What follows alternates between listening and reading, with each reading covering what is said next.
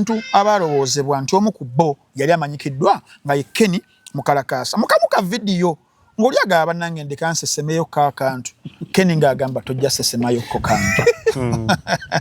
Abantu ne boogera ebintu biyitirivu nnyo. Internet nekwata omuliro naddala TikTok ko nekwata omuliro. Nali ne Shalom wano tulaba obutambi obwo. Wabula banani? Nawe. Ntambi wabula banani? Segu wabuleta. Ntambi wabula banani? Ogamba no Kenny yennyini. Ntambi. Ngamba Chokana ate Shalom yangamba ne bananga batsiba. Ntambi alimba banani. Batwali fena. Sote twagikola fena. Yogera amazima. Kankula nedda. Yogera amazima neno. Omwana yampa obuntu obwo. Ne mugambo kakasa yeye. Nangamba ne mugane nedda olimba. Sibikulaze wane. Obindaze. Namwana ne mu blocking. Omwana mtalolilo. Ne blocking allo. Ntambi tewewoza kwe. Ntambi obulaba bwo. Ntambi abulaba bwomu. Nabeka mu group ya Sunday Nation. Nabeka mu Friends of Shalom. So musango nti sasa nyo butambi. Sebu sasa nanga. Teyalinze alimba. Kakati nitulaba obutambi obwo. Kakati ng'oli ku Shalom 2561. Olina ku Bible yawo tufune Bible ogiwanike. Eri ku simu. Twagala okakasiba na Uganda. What exactly they watched. Kakati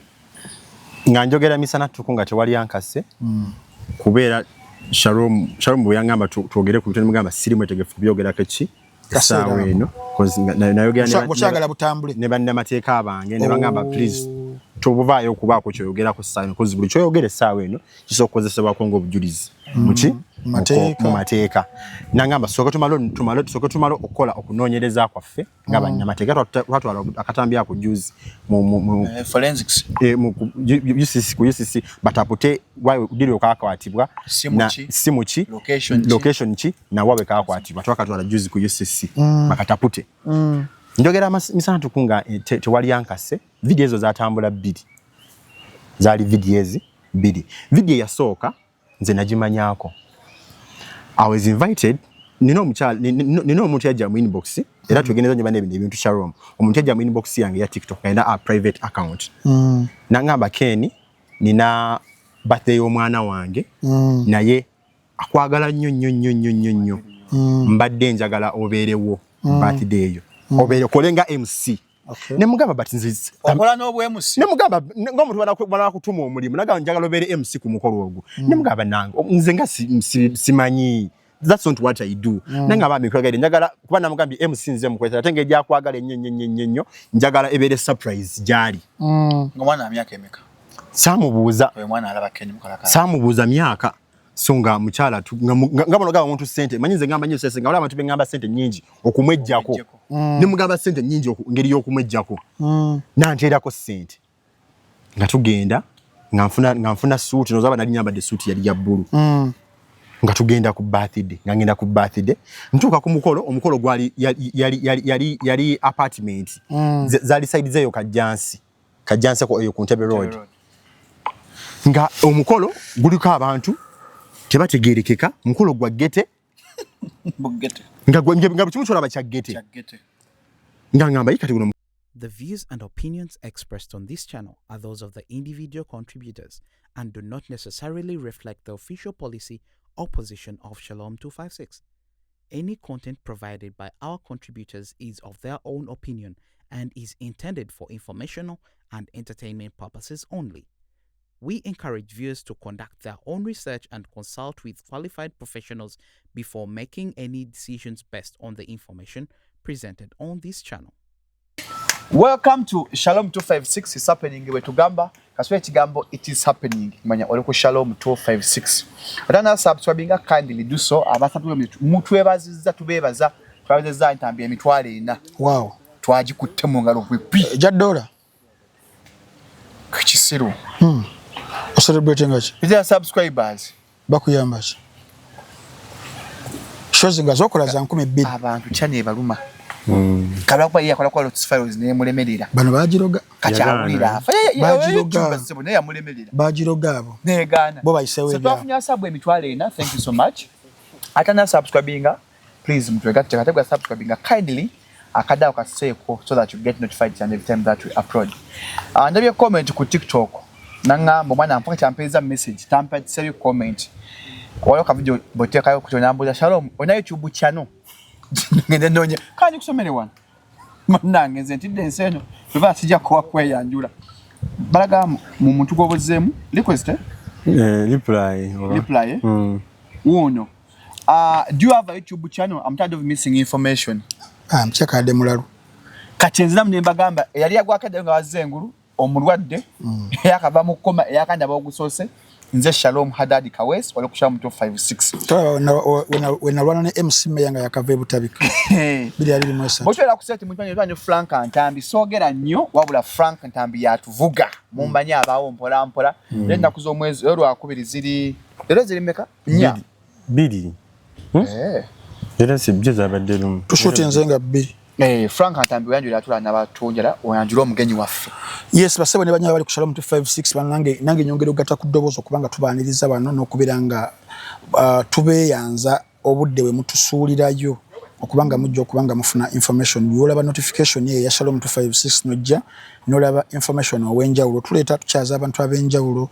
mu sectors ezenjawulo tukyaza aba personalities abenjawulo tukyaza abantu abayise mu bulamu obwenjawulo buli challenging obukola butya olumu emboozi ezo baza kuyigiramu n'olwensonga eyo kunaku olwaliro lwennyini nyino omwami gwe tukyazizza wano ayina emboozi ajja twagala okubeera nga tuwulira ajagala okubeera nga sharinga naffe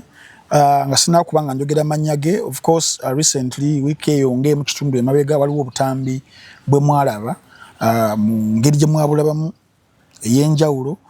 obutabasanyusa abamu babulina opinions zanjawulo including even me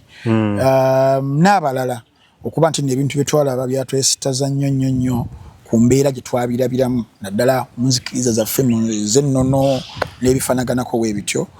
mwami ono is a content creator ku mikutu egyenjawulo ku YouTube, ku TikTok, ku YouTube ayina omukutu gw'amaanyi nnyo n'ayina emboozi ez'enjawulo zempikinga mu kubeera nga ndaba ajja kuba atubuulira yonna amanya ge erinnya egganda ntegeddeko nti no ye mwami Nyanzi yeddira Mbogo talina luganda na chairman Nyanzi nedda si kyenjogedde wabula naye yeddira Mbogo ye Nyanzi wabula erinnya lye musinga okubeera nga mumanya mwabakozesa emitimbagano bamwita Kenny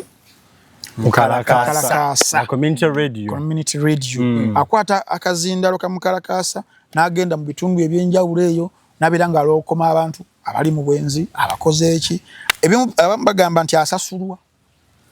abantu bakolako ebintu ebyo so nti n'emboozi ze zibeera za kugeta nga nnyingirire nga zirimuko olutekinologiya n'ebifanagana ku ebyo so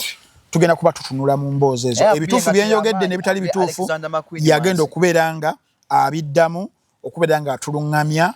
nammwe mwenna abalina concerns ezenjawulo so mukama wange nkulamusizaako nnyo oba tukulamusizaako nnyo wano ku Shalom 256 nange nesimye okubanga ndi wano naawe olunaku olwaleero era nagambye byenkulaba njagala nsooke nkutunule mu bwenyi bwenti nzuno wali omusinganyeko Frank Ntambi mbadde nzira kumulaba bulabi obadde onengerera bwe namulaba nengamba kati Frank Ntambi naye ali ku listi yabawadde ssente waliwo bawa ssente waliwo abali sponsored mu kintu kino ekigenda mu maaso nagambye nkyaka ndowooza Frank era bwangambye nti atalina kyakimanyiko omusajjawo neŋŋamba okay kale bulijjo olowooza nti naweebwa akasente nabadde manyi gwomu kuba waliwo budget etambula waliwo nabamu bangambye affe batwokyeza nenze sikendi sisobola kukola bwenti sente zonge zakukola ki zakukakanya mwana wattu omanyi tukola ebintu ebiseera ebisinga byetukola nga bwogamba nti osobola ekintu mu ngeri y'okuyamba me starting up this thing kyatandikanga ekintu ekyokusaaga it was started jokingly actually ne video yange yasokera ddala jana sokokola yali client yali azze kudduka wa mukwano gwange ne mchala mukwano gwange atunda bizige yo mu town era yalwanye nnyo ngafirawo okumpoliriza kuba yammanyi kati yajanga client watunga tukola bu video bu promotinga eduka brand bishiwe bitu then yina client wenga yamubulako ko sometime back namugaba ni chi kyatukawo nanga mnanga omusajja wange bamutwala mukazi mukwano gwange yamutwala ate kati abera ansindikira messages envuma bichi namane singa so okufuna omuntu amungambirako ngabo nabera mu kusagana mugaji gambo yo gundi agenda mu kugambireko oyo nga ayogera ko zize naturally njogera nnyo omuntu kati mukazi nambuuza awo wenyini sente mmeka gasemenda sente ntekwenda kumugamba kubazi nali siche nali nkola era nga nikiza tukina tugaba nange mugule ebizigo okujja ewagundi mugende kuduka weriti abachala bagala okulabika obulungi guy that's the concept we are having business wise so mchala ngamba oyo asobola nawe mukazi ngamba sente mmeka ngazi ngamba mitwala abiri tuba tukyanyumya emboozi nga ansabye enamba ng'agataddeko. Abiri. Ogenda olangire mujjawo. Ngenda kumugamba kono gati genda omugambira kale kerawo okumuvuma. Kale ye yali akyogedde mu ngeri yage omusinga nfuno omuntu asobola okuba n'okumuvumira nange. Nanvaako. Nkyali akolere mu Kinamwandu kizimbe kiri mabega wa kisa kya Maria obwe watu. Bayita mu Kinamwandu. Bayita mu Kinamwandu. So sente bwe yapa sente nembeera awe ennaku nga 5 ng'amaze n'okuzirya ziweddewo. Nengamba naye Lwakisigaye ne nkwata ka video. Lwakisigaye ne ate tibali bina kwata video. Kati ne tugenda tumaze okulanga awo bitulanga. Yali promotion yali promotion yali discount yali alanga omugagga. Then ne tuyitira mu Kinamwandu ninga ne mugamba gwe Aisha bakugundi wa baba bakuba wa Kinamwandu ne kikwata omuliro kyonna. Yes. Ne Kinamwandu ne kikwata omuliro awo abakyala ne balekala ne bavaayo nze ne nvaayo. Nituvaayo mshane mweleza ka video ninyongere mitwale emiraleji nanga mwana gwe webali ngambiva I didn't even post the video kati waliwo ku bantu abali buli mmoja mutwala kati abantu bajja ya masimu ne ba recordinga kati mbandi yawo ka video katambula kali wali abakapostinze kali mukudu ka speed million kasoka kubera ku Facebook yasikoza ku Facebook gachali yamani omaka guno I think was it last year byakatandika juzi juzi na kweza mwaka mweno gundi it's not even a year mwaka jeshtegezi tunaweza mwaka ngolanga ebintu byokulangira abantu it's not a year it seems like some 3 or 4 years ago tunishana na kweza mwaka so kati nga ka video mbele na kwa musimu wiki ndalanga namba so namukoro wagenda ngamba kenne gula ka video nakala benga katambula gula TikTok aka na TikTok eri manyagange yo yitako bigundi drama simanyi tukoze bu challenge kwemola kwekomba mimwanga tibitambula. So kati ne tukateekaho ka video tukapostinga ku TikTok. It was a Friday. Tugenda tuka ku yali Friday nga wifi wo mugagga muduka ngenda tasimuli na siba na ye. Kati nga tukateekayo ku wifi yo mugagga nga tuvaayo nga tuddeeka buli omu nga ddeeka kati ku Sande mugagga nkubira. Ngamba gwe ka video nga kali mukuduka speed million. Wakateka ku TikTok yo. Empia nagola TikTok empia. Kati ne mugamba ka video kingamba nyangamba bano video butushootinga bulijjo bwaki obwobulango. Ngamba nedda eno video gye wakoze gye wapostinze ku account empia. Buli muntu bali mu kujinsharingira wano ngamugamba sina ko na data ngantera ko data ngenda ola ku video nga munaku bidding ina following emitwalo 2 n'ekitundu ngena ke emitwalo 10 eja likes okugenda kuyingira mu inbox ngekiri mu inbox so bana nange mwana okolira sente meka irabe kila ntibe nabasiga na sokola nga semaina sente zona kubanga nkugamba bengambye 10 bengambye 15 bengambye meka so ikintu bwo kishwe kyatandika but it wasn't about a plan nakera bukezi kumacha then kulabanga abantu je bali abayita mu mbera elingangi eyo kulabanga omuntu akwetede story nomulanga ja so that's how the whole thing came out. Okay, yes kakati nga tunakubera nga tweyongerayo ne content oyo tugenda kubuddamu ko wali maaso esaba zino omuntu ali mukubera nga alaba kinjaga tusoke tubere nga twogerako era tukijjewo tweyongereyo n'emboozi yaffe eyo gy'otandikira na biki byonna byonna wandaba nga nkoze Shone Shalom nga totera kukola otyo bye tusembyayo mboozi eyebeereese kyasoma akatabo kapalo kiri mutu manyi akatandikira nga yeetuga kani atubuuza smart types of writing books waliyo style eya inandibadde end nga yetandika tudde kusali aferi nta mwana adda atambudde bulungi tetujosembyayo ekyo ekyobutambi nasokera ifenga ntambi wayagala awulira abumbujja kanzikakkane nawe wali mukubeera ng'olaba kakkana kasotegedde tugenda oli mwetegefu kubanga otubulira buli kimu nze wendi buli kimu kubanga ngenda kubuuza ebibuuzo ebizito which is okay kakati gwali mukubeera ng'olaba Shalom 256 manya w'oyagala tugenda kuba tukwatawo katukomewo wano mu mboozi yaffe n'omukulu ono kati nze nsooka okulaba videos ezo is that kind of content having a background ya performing arts nengamba obono guy yayitireko ku department yaffe Makerere ya performing arts like the way we are performing them engeri gyali obukolamu okitegeera era nze nakola MDD Makerere Mariam Nagide from Performing Arts Center ayina somero yes Kagaba because now that like chingambi wano newe nchigattagatta omuntu akola content nga bwatyo ayino bamu ne background ya performing arts and good enough sali mcham so tubulaba bu video ekisokera ddala abantu ne balowooza ne bagamba nti obi scripting n'abantu bozanyisa waliwo show twali tulina some 10 years ago ku ABS yali bayita Kalondozi twachadako kono mu ku bantu abali part of nga bagamba nti yabazazo omutwalo sheeyo wow nakyewunyiza nga bagamba nti bagi scriptinganga ono TV emu waneraga amawulire ag'Oluganda naye amawulire aga twagala bange eddanga TV yetandika naye nga abantu balwana ngo kamera ebeerawo nga balaga action kuva kuyomba ku lwana bakana mu kisenge tugamba wo kamera yabadde odi tugenda okuwulira ku bantu nga bagamba babi scripting kati naffe twalaba ebintu tugamba yi omuntu ono bino ebintu abi scriptinga akola ate soko jjewo ekyo stories zino eno nzifuna kuva mu bantu ab'enjawulo omuntu ajja mu inbox yo nagamba Ken kiriwe kitine yes era ne mukiziganya ku sente zemba njagala nansasula ningenda nenkola sokoleke omuntu okujja mukolako story mbova ku bba wange yes akusasula asasula anyo tekanye kutune ku kibu ne kusasula Ken wazimbe nalya aunga kumugasi sina nalya jinzimba but just nti omuntu ajja ngakusindika bisere singa like nasala I call myself a community radio nti nkolera abantu abali mu community okweza ko tuse dobozi lyo omuntu oyo nti waliyo story je nakola era nga ntandika omukyala ajja mu inbox yange yali we London eba mucha Christine era mukutumidde ko nyikimanyo jala beno video nga yali mufumbo ne bawe wane Uganda nga bali mu mbere y'okweyiya nenga nazala weti yamwagala engezi kintu omukazi yali mu Nyarwanda kati omukyala nazala naberanga nga amulwanyisanga nga bafuna embuto zivaamu azala abaana bafa wabikibichi that kind of kati labanga omukazi alemeddewo mama w'omulenzi nakolera omuwala eddagala baawukane ne mutabani we amujolwa aveewo era omuwala ne bakola ki ne baawukana nga so wejingambira iseka myaka 10 n'emeka 15 nagamba nagenda ebulaaya eyo nafuna omusajja nafumbirwa eyo nenga yangamba ati mpulira like njaga otegeza nazala wange ti yebale kunfubutula mu maka obosanga teyankola dogo dagala kuva mu maka omu singa nange nkyali mu kyalo tuli mantanga uzinga ki nga ye bishagala nga ekintu kya mutu yako myaka gigenze nengo obulimi buli bwabulya ku mutima kiri ngawulya nge kyabadde wejo nagabe okweche binti like ya chamtwalire bango okwetereza ne byamana yakola ki ne yetereza nti abantu bwatyo nga ayaga tuso obubaka bwe ku muntu alinga ngoyo nenga alaga nti nokubanga nazala bwakimanyumanya tekimala nga yagala omutuukirire abantu bategere obubi bw'omuntu oyo bwakola ki bwaliko kati awo nyini ekintu kyokola one kiri involvingamu invasion of someone's privacy n'okumumalako eddembe eriri ng'omuntu tulina amateeka agaguiding ebintu ng'ebyo oba okitegeera tofunangayoko ku muntu akwesibako n'agamba nti kino kyonkoze onswazizza privacy yange ogikoze bw'atyo onnimiridde empindi ku mabega n'abeki abantu ondetedde obusungu n'obukyaya abantu okubeera nga bankyawa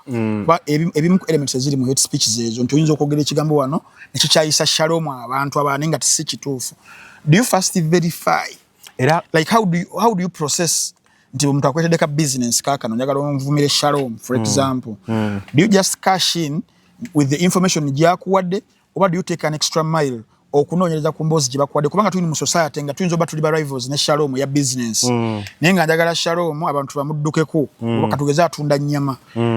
nenkuwa sente ennyama ye tekugwako nsobola tekukola ki nojja n'ogikuba bukubi. Do you take some time okuverifying emboozi gy'ogenda okwogera ku muntu eso ebere nga ntuufu wadde mukuba kati mukusooka namayanga kati namayanga okumaya is what kasita gundi agamba nti genda nasimbulira yes kati mukusooka I was nine excitement ya sente omuntu omugambye emitwalo 5 agakuwadde kati nga simala kwongera kunyezaje gimu ku misango gy'amadde n'emiri gye mbadde nagala nnyo ku police kochi ezenjawulo abadde n'emisango immediately vunye gye bakanjola sije bala muwendo ngobuli awo ne bajja ne bakukima. I know. This is even a police report. Police Sands. So inti emirundi gye kati mukusooka bansiba bakuteredde ku bondi bantera ku bondi egwe bantera ku byalali bantera ku bondi ne bakozesa n'endagaano yiyo nti nzireyo njogere menyewo byewayogedde nayogedde ono mukambwe ono mukambwe gw'amanyira being charged TV violence Mayasa TV lack of violence to violence violence shara tegeza no ndoza ne chika kyami waliwo ne baruwe esoma enaku z'omwezi 17 November 2025 Nsangi Police Post nze Nyanzi Ken nzikiriza okusasula sente zetutegeraganye omwami Nsubuga Ivan nga enaku z'omwezi 10 ogwa January 2026 nga essente ezo gwe mugatte oba omusingo gotegeraganye milioni 2 nga nsasuddeko emu ne wasigala balance emu obutasukanga naku noziteekawo nze Nyanzi Ken namba logiteekawo abaddewo n'abasumba Helen ne namba ne Joko Lawrence bakozesa n'endagaano eza business ezo muzigo kati boy baja na atambulya ku bond abawoza nti bintu ya script kino kibalageko yange bujja walayi buli jamuso etuse I think I have to confess bujja manyi stories zokolo scriptinga ne police no scripting ne bakuchimba ndeka kino kyenda byeko eyo sinemu ne misange jimu ku court ye machinge sajja atambulya ku kakaluka police so this is a story, one of the stories as to why you never nachishaka byagenza okubanga bwe bitu. Story eno. I think one of them nayo yemukuzo. So ngabe bade kunyanya wali nti namayanga mukusooka nga ono omuntu olukugamba genda nga just go akuwadde abasinga bebweru. Nagenda nga bugenzi. Teri bwenalabanga nga kitandise okubanga kitabukawo oba bakuyite eri ng'olina emisango egy'enjawulo ningamba kati nenkikyusaamuko so nga bwoba era naddirizamuko nalyamuko ku kigere kozi waliwo story gye nakola omuntu omu nannemezaamu nnyo yali yakyeyo story eyo yali yattaka ngoto kyakufa yali yattaka Chomuto bwe yannemezaamu nnyo natuka n'okubanga lumuze nawonderako ku express awo oba kwali kubwa oba kubuzibwawo emotoka yagiye ngobera kuva ebulenga bwe bati nengi notisinga nga mulaba mu mirror yange nga bwajene nga abantu ngeza okutunula motoka bobanga ayisa bobanga taitawo bomuleka akole bwati nasiga omutima ne gunkubira kati tutukawa otusasulira ku express nasoka ne pange bali nga bane baseba muzaba muyimirize mu motoka eyo like omumwe kitali kituufu kati ate yasasu usikawa nagenda sala okudde eri bwati tiyalinda nakumuwa kagundike nasimbula nagenda n'omundi gumu nagenda era nengane nefuna nego actually motoka boko gundike kampelekena mpaka ewange wakanga ntanje doza kuba bali maso ngabante kale wetaka bali omulonko mbwabye taka chichi eyo omwami wetako oyo story eyo yali bweti gayo oyo batuuka bagenda wali omukadde ali side zemitiane eyo ali kuyika zili 27 alina abaana be bali Bulaya abasinga obungi bamuwereza sente buli kati nga abavubuka bajja ba property dealers ganga ne nyumba bali awo kajjanso balina office nga bwe bajja nga bagamba omukadde tubatusaba bayita chairman w'ekyalo nga abazza okupangisa ettaka okulimirako kasooli season nga bamugamba nga omukadde abagamba buli kagenda gyapangisa emitwalo 10 bwekityo kati nga bawa omukadde emitwalo ameka 5 bwe bamukozesa endagaano omukadde ali myaka 9 bamukozesa endagaano ya bukadde 5 nti abaguzizza ettaka eryo kati nga balimirako kasooli ebbanga lituuka nga ebbanga lya biriweddeko nga mukadde abaga nti ekifo kyange njagala kufunira kuba mukadde ettaka yali alipangisa bupangisa so bagayi nga bakolagana ekyamani w'ekyalo nga bagamba mukadde ate awantu watundawo ate kati ogamba tuveewo storage mukadde ngadda mu kweraliikirira nze abaana be bantukira nga Ken bali mu kubba ettaka lyaffe naye abantu abali mu kuliba bwe bati so nze bwe natuuka ku kyalo ne ndaba chairman twogera ne mugabe bimukola bikyamu nenfuna enamba z'abo abantu nenkubira omu ku omu ne mugamba what you doing is wrong ekituufu kiri bwekiti omukadde mwamukozesa endagaano kati bamugamba wano nga kasooli akuze nti baagala kwewola ssente mu banka abaleetera ekyapa like nga bogamba nti baagala confirm nga kituufu tukola ki tulimira kulina ettaka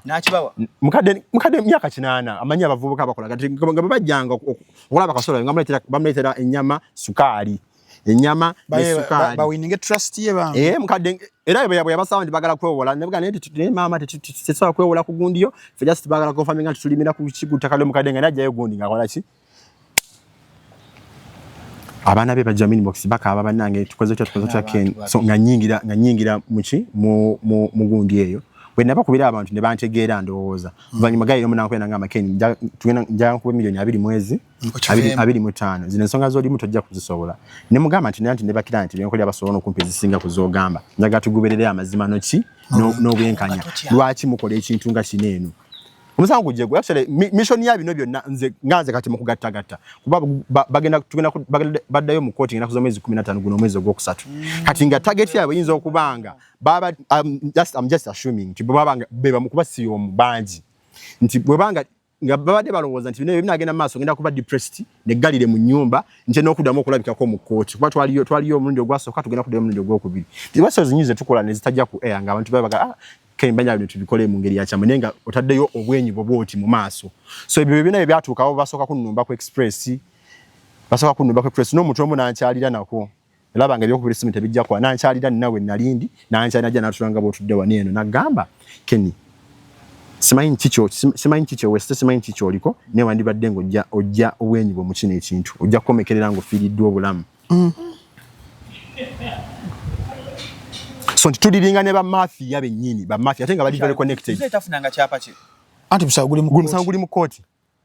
tuddo kudamu kuulya na kuzomezi 15 guno mwezi najeto sharia lo omuntu ngoyo bamutemeko bulago omukazi ali mu myaka 8 akadira kyeswana kwesobola bamukoze ebintu ebirifojale bakitegeera kati abaana bebulutaso amuyamba abantu anti abaana bali bweru bakuba bayambi bali bweru chobola abantu gabanga Keni kushano kyone ekiba kyetagisiza twetuli mungambire ko tuli wano juo DNP mungambire ko sorry mungambire ko tuli wano ajje wano kulishi sorry bambi sorry yenkoze gubi okitegeera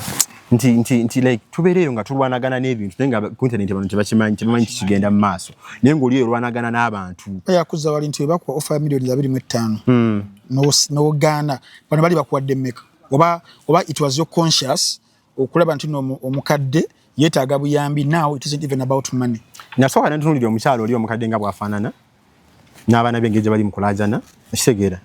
nga bano gamba nti omukyala already yenga lwatu myanya gamba nabagamba nze sina nakindi n'emitwalo 5 ge bampa negagabya n'abano bazzukulu bange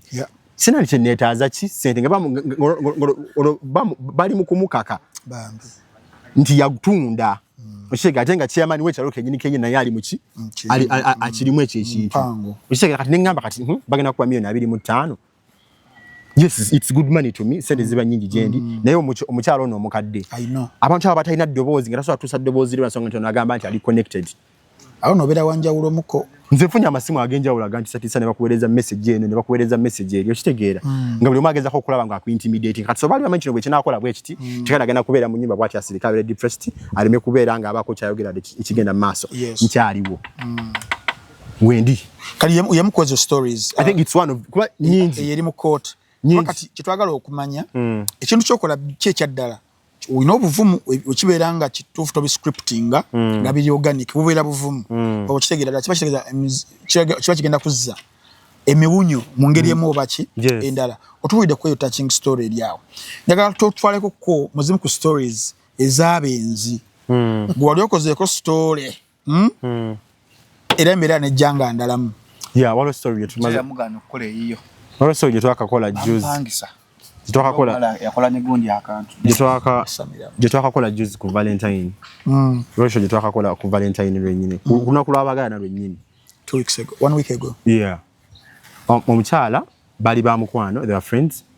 Ngabo no leta mukwano go. Actually basinkana bali basoma bonna. Ne bebulako. Bebulako baddamu okwesanga. Omukyalo akola alina banki emujja akola jesigena kwogera linyi ngaja akola ngo nazze kwewola ngenda China kusuubula bwe mulaba na eba ne gundi chichi ngenda njaga kuziko wala sente ngenda kusuubula bichi ono nga kankuyambeko kuba yali mutera nga mfunira ambe bamuyamba kawo nga bamuwalo ninga agende China yagenda nga amale emyezi 6 tebakyawuliziganya yagenda okumulaba nga akomyewo nga yamayu katachategereka takwatagana nga agusenga mganti nze banfera simanyi bali bansibira neyo bici simanya cyangwa nakola kati kuba yali yasinga yekyapa kya maama wo muwala oli nga agenda namugamba byonna bye byasokoloza kati maama we ekyapa nagamba naye ni naye omusajja wange yo yangambye agenda kunyamba kwa bici naga nelo niyo kuze kuba kuchujwa totekanga yo kochi atenga naye alaka yomu kubasemba bambi mumwe kunkoleki ngona akwata muwala nga mkuba wakawowe yatandika kubanga abeera awo muwala yatandika kuganza bawoli yagala bawa munne bakukuta badde no badde eri ngona akirabukira yagala omusajja yagala mukwano ko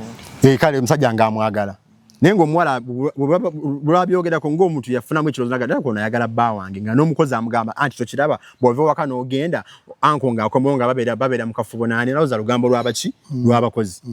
kati nga comfortinga mukwano we nga mugamba naye kiki ndaba embeera gyetategeera bw'ogamba nti ogenze wamenga ne bbanga agamba agenze mu faamu mu kyalo omukomo olumu the same time kyekigenda mu maaso oli ng'alayira ng'akaaba nga mugaa toyinza kunjagaza bba owa nekisooka bba wa mukadde nze saagala abasajja abakadde ng'oli agamba bambi mpaayiriza omukyala ng'ajja mu inbox yange nga mukadde ng'emusimeeya bbaawe ng'ajja mu inbox nga anyinyonnyola biki nga ngamba nti kaale nga nkwasa mulimu era nga nsasula bulungi nnyo akasente kange ku Valentine kwennyini ngatandika kati asimbule ffe tulinnya mukazi manda kumaliza nga alina gye basibye ye mulungo waggulu ng'alinza omukulu bagenda kulya ku kyennyanja baleke bagenda ebeeyo kyamasiro mmotoka ye mu kubagoberera ano ng'olinamu okimunda equipment akazindaloko oba ku luno ng'olina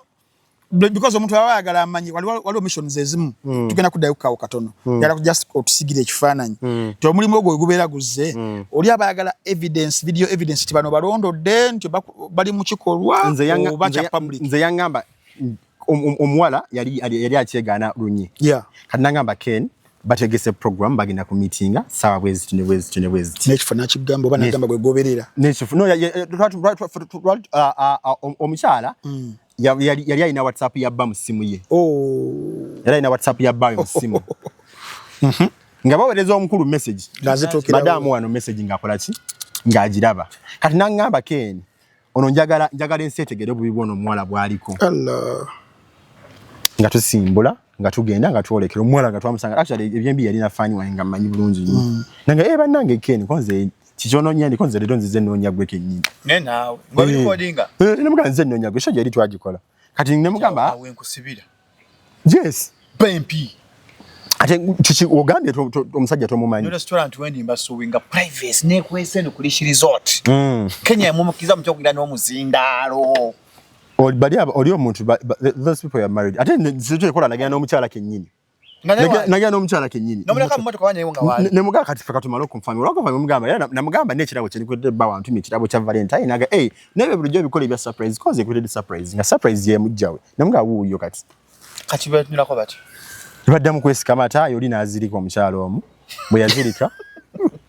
nga babbira omusajja yazirika oba ono gwe bakutte eyabba omusajja yazirika oli yamwokyama awe ngazi izo neyefuula azirika ate mwami sadduvu tuntambi nga atunula atya ntambi yali kati natuuka twapakuka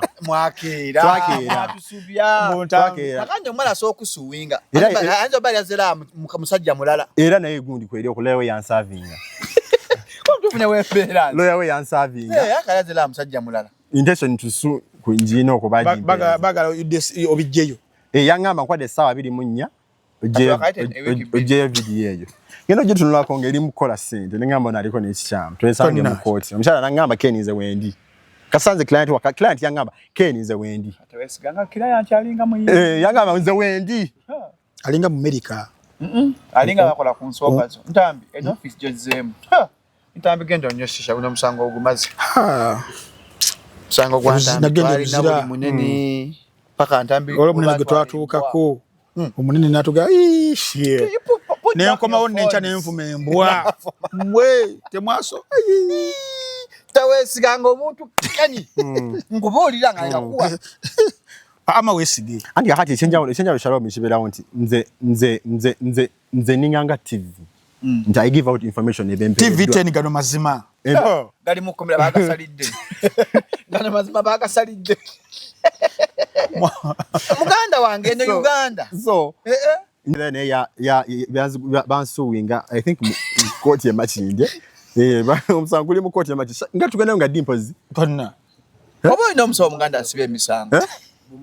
onengejja tatya misango ayina omusawo agisiba so kati nebere kati eyo nayo kati omwami bwe yadda wake omukyalo ono omukuti amukuba namugala kyo nnondoola omwami we bwe yadda oluvannyuma lw'okola byonna byonna ebyatuukawo ye yakwata mu bibye omukazi abeera mutemu n'agwambala omukazi akimanya mba oli mwenzi n'asirika baagala kutta lyayagala kutta Nasoka nagwambala nagenda. Kakati ku stories ezo because zitunyumira nnyo. Oli wabalese business na kuwa factors kuwadde kati gwe as a creative oyongeramu koko kasupu kalweiko se supu like how ngawe kigenda okutambula flow yacho so that kono abera alabenwe abachi following abulunyi nga kirimu drama oyo gotekam. It's not tabera drama but just nina ekintu kyenfuna n'ekyambala nze ng'omuntu nyambala pain ya client muwulirirako obulumi essaawa eyo oyingira mu character y'omuntu. Yes era nze ngenda nganze naye mbanga ali mu kifaananyi ngenda nganze Ken naye mbanga oli omukyala nga mpya njagala kukwata kuyuzaayuza mambala nga njagala kugwa mu bulago abakwadde mekezeze kukyusa mama okitegeera keno kwagala gwo omutumulako olw'akasente. Yes omanyi abantu bangi bali eyo ng'alina embeera gy'ayitamu naye nga jaseetaga ddoboozi lye kutuuka ku muntu oyo akakkane ku mutima nga talina kyera ky'amaanyi kye yeetaaga. Kati ng'abo abaana bakaddaama be babbira ssente n'aweereza omuntu ssente era ne issue y'ettaka ate naye story naye I suspect naye erabika yemu ku zo waliwo ettaka waliwo property master omu gwe sigenda kwogera linnya naye nga yeranga nnyo ku TV ne radio ne ku TikTok yajjanga aguza omuwala ettaka ya miliyoni 12. Omanyi oyo ettaka lya miliyoni 12 kati ng'omuwala amala okusasula byali bya online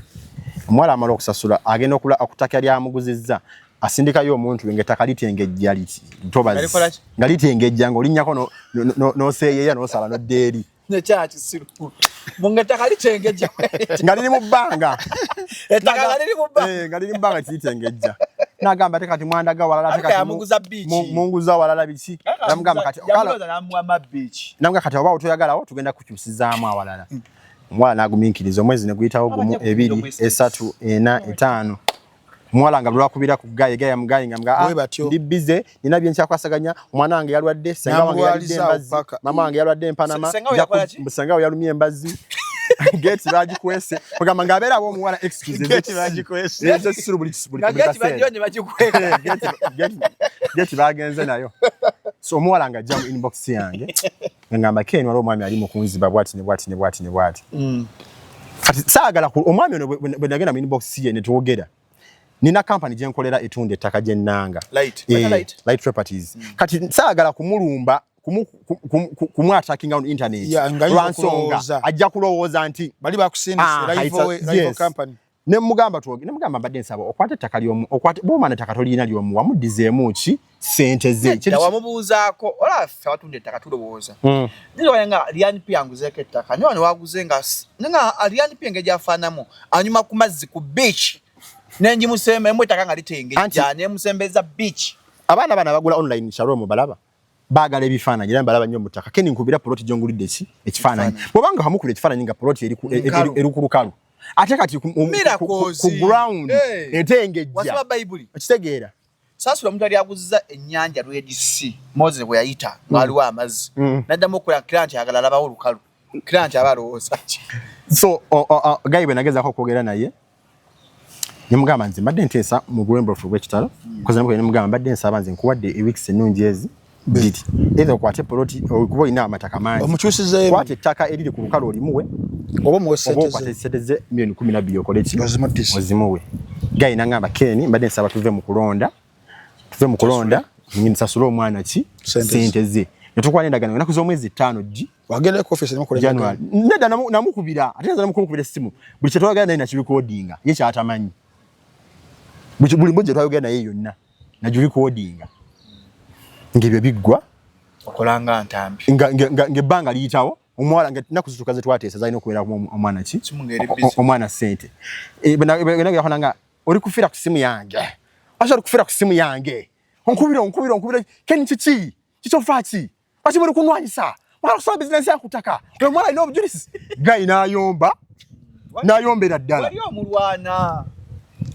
gayi bwe yatandika okuyomba sikinakola ekyali ekyanga ngamba omuwala kifuna omuntu wo ali ku ground bwete bagaba client ogende ku police ofune reference because nze sina musango nze bw'onoogulawo omusango nze nja kuyimirira mu position yo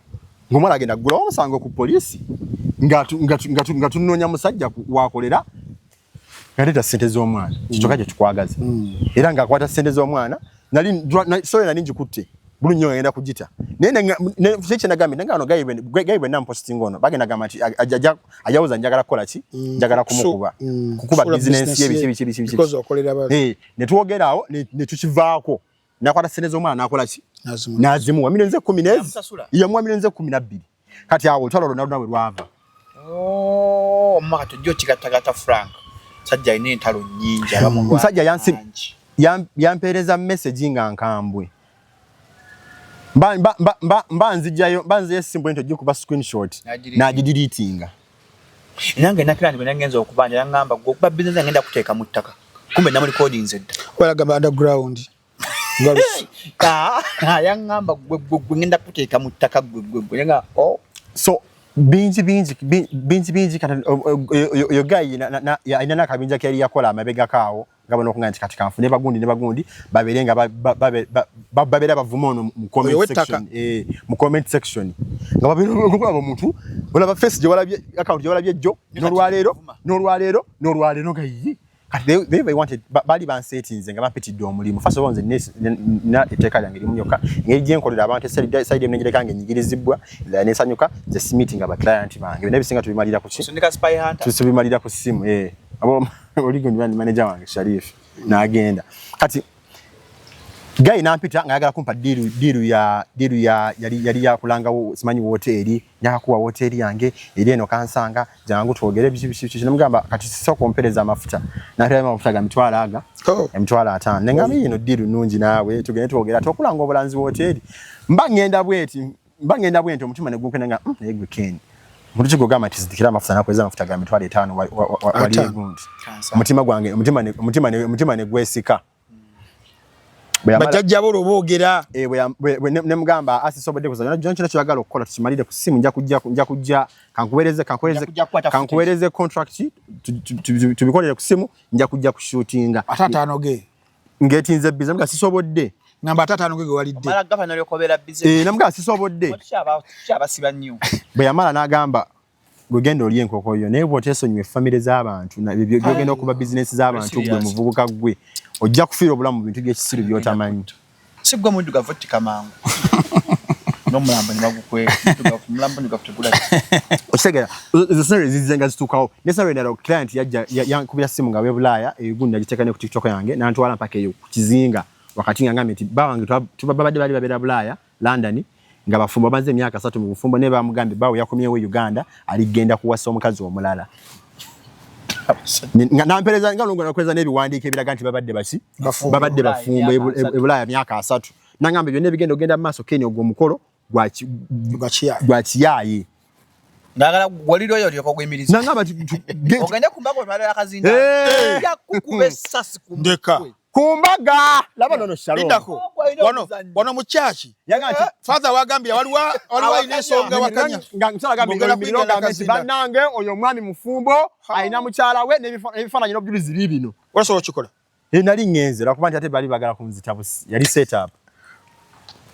wani yali set up omuchala byonna yali ampereza yali alimba kitegeero tano kibuka kati simbula tuvano ne team yange tugenda twali yanera tugenda paka yo kazinga wale kazinga wakati twagenda yo twali nyeri tugenda nga kazinga kali eyo kali ngo eliato okujja okukima ino kubanga wali koza na appointment cheri mato gajjayo so nga tutuka watu tutegerera da hotel bakwata deposit yampa deposit yampa she give me some good money bole ko batembwa wandigenze mukofi atenga mugamu kyawogera be mutinde kila ntamuga hambadde ngamba watu andikoze bwezi okay banka mobile money oba good nimugamba mobile money mba muchanyi makunyolera nga titi tunengamba ya basi tukole ngamba timu yange tukula drone mu garage zwi tujireka kujinja okunena nga tukwate lyato nga tugenda tutukeri yatwagenda nga lero yatukuba yajanga ku Friday nembaga genda kuba ku Saturday tutuka gamba ngenda kusindika abantu bajje bakole ki bakukima abagenda okwongerayo tutuka ku kifo abantu babo bali batunula bya gete sibategera bimiro bogera sirutegera batu hoteli wezili bagamba ngolaba abantu bakutunulira bebegeya bebakola batya bongo bange ne bumpeza mga waliwo kisali kitufu wane nkera walo ga walu swimming pool muge cyokulya kyagala byonna mulye bichimunga mukaza laga buli kimu kiri catered twasula mu wingi nga buli omusula nga boyagala sulanga mulangira kumbe ogenda ule Lusemba kati ngenda okuddamu okuba kusimu y'omukyala ngisimu ndita mulunge sawa zigenze nga namugambe njagala tukole mangu neyongere no mulimu gwengendo okukola ino kuba kusimye nga tekyaliko ngera geringa alinge ya blockinze niyo kuba kusimu yagambe jo no kubako jo ino kubako nga teriko niyo kubira gayi wera tugo yadi akolaganye kubo wera tuyampe namba weri ato tibe mutu ukawa gwe mukubira no muntu bwati ne bwati ye namba zonna zino beda zen communicating nazo zili kindly switched off ngamba wa camera ngajayo camera ngandi quoting akata ngamba nange nazo kola mulimu eno gwe gutinde ne client yande salabika yan settings simaina wendi simaina bwenyinza kuba network anfu ka video nka postinga nga network anfu ate ko postinga ne twanonya network ya network apaka twafuna twa postingira ka video mawala mpa katinga ka video kagendayo kakaduka speed milioni katinga buli omabera nkubira Ken oli bulungi oli safe mali awo nga abaliyo bana amajaga kulira agabera ku nyanja ebya mato ku nyanja ngo mami yakulanga matuva ku headquarters jinja ku Nairo batugambye nti ina woli stack chekigenda dala maso gwe butunula around woli kicho inzo kugezako okulaba kugezako okunyonyola nti wenda abandala kazinga wali wa mayumba zi hotel wali it was yali hotel wetwali ngaine erinya ngene erinya ndo babulira nti ndi ku hotel ne baga nti ndi ku hotel gundi ne gundi ne bangamba otumanyiwo bandi awo ne waliwo no mwami enyali ndiye divudde mu bwongo mukama katonda wange yayina yo hotel side zeyo na eri ku beach naye nakwanaga abangambi bakulabye ko kugundi yange wakasa oli kugundi yange mugamba nze wendi bayitaba batine nangama oli ku kitundu ekiranye we wange naye bwo bosobola okutambula okuva abo batine sogera nofuna obuyambi kugundi kuki wange songa nambandi abo bali abenvu embinga balisindise lyato bajja abamaje nebaje ne batuchima wetwali ne batwala ku Nairo ku police ne tukola statement nyinyola binanga byabadde na bichawe byabadde byazze ne bigwerawo sidanga mu kuwuliza oyo muntu tiyaddamu na kunyega wadde okugamba nti kyoba ki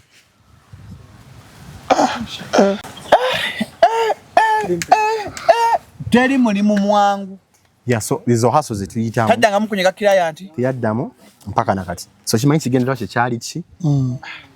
what was the intention of taking me there twasigala ofenna mu banga shega nti like bingi nye bijabira kumanti tosobola kuva eno ganti jonyonyole bana abantu bobo yongera batisa bana batu we emirimu like bana mwana gwetu oyinzo okisegeera katika nkubuzemo kibuzo okujoininga ekintu kino waliwo akaseera wootuuka n'ogamba nti eno business era ng'efuna because ogaba kuba ku sente empitirivu oba ne weefuula vigilant noyamba ku police vigilant ye omuntu nga amateeka agatwalira mu ngalo nenga ali ku good cause nenga tayise mu proper mateeka nga wala Batman mu Gotham biki nti wembani nesendeka because kasaza no mwala atadde ku bana Uganda abatadde ku bwerinde ana asajja banje abachanga mwala mweru myaka 24 atunda bizigo nachango intention to so sogederi kati omukwa aba basajja wa kufuna sawa zino osolovinge kese eyo sende zo zikwata omoro omutegedde omwala ina abagagga abakambwe nange ina abagagga abakambwe nzikwata abera ali awo nga kazindalo kazze as long as nga waliwo obujulizi nanti ntibale kakafu kuchoyogera yandya zino ne zino towe nusu koini ngenda nga nkola wamoko si ukwagaliza waliwo omu ku bantu balina mukambwe atalina seta na connection kati watyanga ya mpangisizo oli aba pangisiza nkuwagira oyo omugagga oyo nali wewe mukwano gwa ntambi kanade kuba ennyonyi kade cyo mukaga babutubba tawali bujulizi mwogera buwogezi tawali bujulizi ate simu yange amakadi bikene muli mwenda kukwera wano mwe mugumpe spy woli naye kenyinya abunonye ekikumyeka ngo bajja kusikaga amavi je kubanga Jeno we Fiji njanje ku team ndi team Jeno we Fiji bamuleka naye okakafu send wave to sending wala abwere ekikumyeka kati wegera mpola naye n'abasajja beberu abakwanya bannayuganda mweberemu owerezo kya munno $4 ziri wala ne $7 nawe sharoma nedda kenyira bayo bapozingira wa kyasama ndako katudde mu pozinge okaya kulaba Kenny you have sent free to sizo $3 tale eri kati zivireyo mmeka letana besa nomukaga akwa $3 nenda sebo bagawanga ina sente zizo bazi tubba $3 kati ezo cases ozikola katobera muko kirinti mugenda kusatulwa obufumbo w'abantu ogenda kuyingirira obulamu because abana abobulambi bayiya nayiya mu Shalom nayiya muono nayiya muli nagatta Kampala etambule tambye mbande se sente gwe tolaba muno obosobola okwebaka otulongo omwana w'abandi omujja ku mugaati abantu olene mmere waka njiria abantu abo balaba balumba amaka g'omukazi batobe ne bawe omwami yakwanye omwami Kenya omwami n'otegeera n'okutegeera nti omusalo yalina mukazi we nege n'osigala ng'omusokola mu sente saa mwenda gwakiro muli n'omusajja omufumbo alese famire ye waka muli mu kutegukana gwe bikwatirako wa Kenya amba kuwana bikwatirako wa waliwo omusajja akola ku revenue n'abakyala bakyanga nkuwogendeyo nzikasa kubango njagala kigambe kiri mukasta kubango muri muguli ko kafuti ne banansimba amaso g'omulamuzi njamugamba owekitiibwa n'omulamuzi atanda mukazi omu oba kutta gwe yasinga tufudde mbyokusala omazeewo amaka g'abantu Kenya obufumbo obumaze oyina family like there are families around you oyina bazadde gye bali obalumirirwa zadde bange gye bali balumirirwa nnyo obalumirirwa sobola bange natiriza muko ku kigere kubadde okyandaba nnyo nakwata muko ku kigere kati bino biri mu kuzuku kabikadde oyina omukyala ewaka olina abaana olumirirwa abaana abo mbalumirirwa nnyo Kenya byokola ebyo senga omuntu anyiiga n'akusanya abaana balowoozaako tutukanyo yagala sente Kenya like small items of money but do you think about your kids your family your wife your mother your father your friends kola abno ebintu ng'ofudde kiringa busiru gwe tekikuluma ng'oli musiru n'aba kulinaanyi kali kwe kufa kwe kati olaba obanga agamba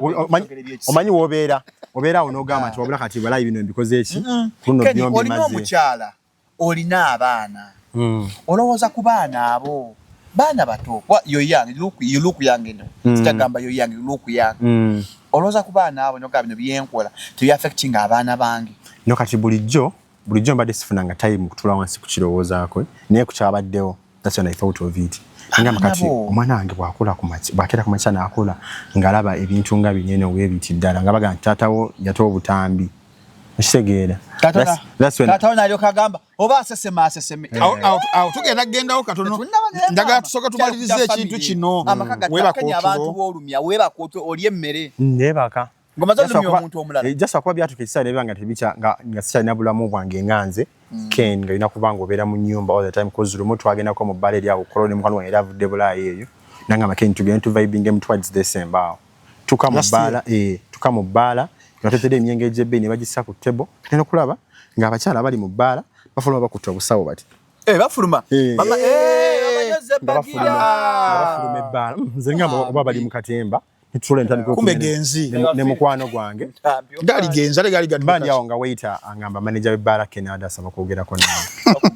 ne mugamba ajje oba ayagala kumpa kalango cause bali bakagigula wao mugamba ajje ono ku table yange twogere ngamba Mr. Ken tubadde tusaba bambi step out cause abantu bonna bali mu bbaala tebali comfortable bamazeeko emirembe tebali comfortable okubeera wamu mu kifo kino naawe luga ate nga baani kagamba the management is have the right to admit nenekyanga awo nendi obuuka ne bagamba gwe mumanyira biki tekisoboka mpozi mugenda okundaba ne banga biru yammwe ebadde ya mmeka tusasudde please go biru tugisasudde genda so bwe dafuluma ebbaala n'obusungu obungi ennyo bwe natuuka eka bwe nti nenkolerawo vidiyo ne ngamba ebbaala gundi ne gundi bye mukola mba ndi awo ku makya akasimu kankubirwa aga ndakika 15 tojja vidiyo eyo oli Makindye opposite Landstar okirirawo ku mafuta ga Starbucks drone ejja baza kola abanene siza bala muganda wange bafulumya ntambi yali asambirya ku mugamba nabo kyebakoze tekiriyo tebakoze tekiriyo bafulumya bate bana ganti kakati jayo video oba video ni jayo so natukisanga sina bulamu bwange nganze ngamba kati ndokubanga tenda bakatala kiyanitse okubanga kinkosaamu muliddala yes weji sotandika business eyo kwegeza makutta kati saawa eno gwe ndi mukitegeera tewamanya wali omanyi okufuna wali omanyi tuna abantu social media agenda kugamba naye Keni mukama ko kyosinga okwagala bane Keni kyo tukoledde mukama okolera bakina nakola banga nolabanga inengeri ja ngolabo omustudde omwewudde omugugu ku mutima zana bakadaba bakubira simu ne bakaba amazala gaba ne katono mutandikire wanaga babye sente zange nawereza omuntu sente zange kati so omuntu uno namugambya nzimbire nyumba sente zange nazibulankanya mukubire simu ate zegambe nina abantu bayiti nera tosomesa abantu abo mbusente waka toweza omuntu sente budgeted kati ate obuzobulayo bwasinza okuva omulolo bwasinza okuva after getting so many stories ngaba byanzi bye sente zange zettaka bikini nefuna company ettaka enambulu kufu abaguza abantu ettaka bwe kati bane mujje mugule kubana ki kubana abantu then kati ngabo baguza ettaka lagama Keni nyambako okuzimba ngenderako ku nyumba yange ogenda byo kunenga bamana kwesiga abantu bampereza ni sente hadijanga temunesiga bazimbira nze ko mwineyi kati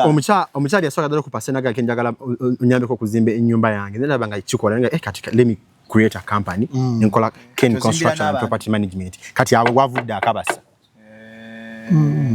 tena kweza tena vili mu company ndi mu weeks maker mwezi guweze ya wiki zi weeks 3 ne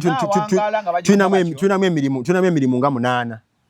yes okuzimbira abantu kuzimbira abantu abantu ajana gaba